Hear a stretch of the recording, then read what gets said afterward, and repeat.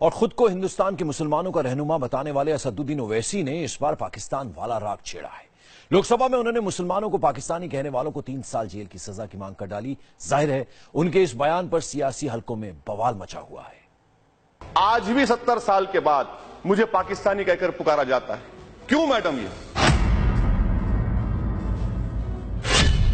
बांग्लादेश या पाकिस्तान जाएं, यहां क्या काम है उनका? कोई भी हिंदुस्तान में किसी मुसलमान को पाकिस्तानी पुकारेगा, उसको नॉन वेल्युबल बनाएंगे।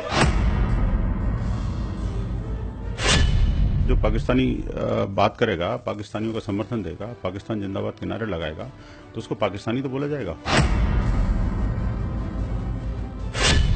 आप क्या यह कानून बना सकते कि हिंदुस्तान में किसी भी मुसलमान को कोई पाकिस्तानी नहीं पुकारेगा? डीएनए के अनुसार सच है कि उनका पूर्वज हिंदू है। बात जब निकलती है तो दूर तलक जाती है, और बात अगर बांटने वाली हो तो फिर उस पर हंगामा होना तय है। भड़काऊ भाईजान ओवैसी ने संसद में कुछ ऐसा कह दिया जिससे हिंदुस्तान का सियासी पारा चढ़ गया। एक से बढ़कर एक बयानों की बाढ़ आ गई। कई सियासी सूरमा मैदान में आ धमकी। आपको सबकी बात सुनवाएंगे, लेकिन सबसे पहले सुनिए ओवैसी ने एक बार फिर संसद में कैसे हिंदू मुसलमान और पाकिस्तान की राजनीति की। जो कोई भी हिंदुस्तान में किसी मुसलमान को पाकिस्तानी पुकारेगा, उसको नॉन वेल्युबल बनाएंगे, क्योंकि 153 फेल हो चुका है। 153 देखिए मैडम, चीख मार रहे, देखिए देखिए देखिए, यही है इनका रवैया, यही है इनका रवैया जिससे जाहिर होता है इनकी सोच और इनकी नीयत। मैं आपसे कह रहा हूं कि जिना के पैगाम को हमने ठुकराया। आप क्या यह कानून बना सकते कि हिंदुस्तान में किसी भी मुसलमान को कोई पाकिस्तानी नहीं पुकारेगा?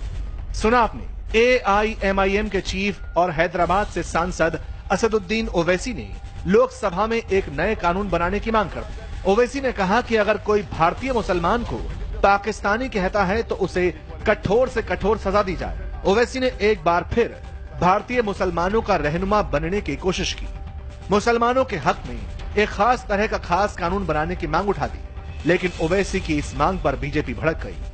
विनय कटियार ने ओवैसी के सुझाव पर पलटवार किया। बोले, भारत में सजा उसे होनी चाहिए जो वंदे मातरम नहीं बोलता। बांग्लादेश या पाकिस्तान जाएं, यहाँ क्या काम है उनका? और दूसरी बात तो ये है कि मुसलमान तो इस देश के अंदर रहना नहीं चाहिए।